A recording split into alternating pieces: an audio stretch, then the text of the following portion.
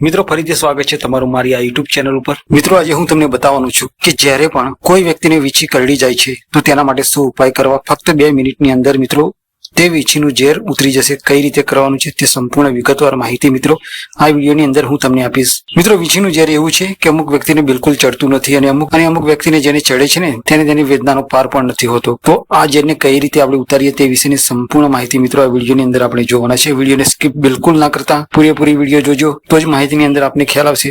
તો ચાલો વિડીયોની શરૂઆત કરીએ છીએ।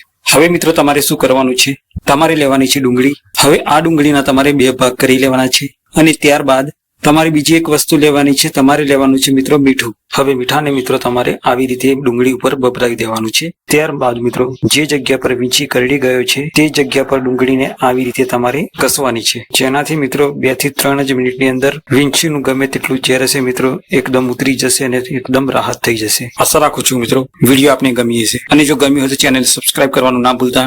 વિડીયો પસંદ આવે તો વિડીયોને લાઇક પણ કરી દેજો, ચેનલને શેર સબસ્ક્રાઇબ પણ કરવાનું ના ભૂલતા। મળીએ આવતી કોઈ વિડીયોમાં, ત્યાં સુધી જય હિન્દ, વંદે માતરમ।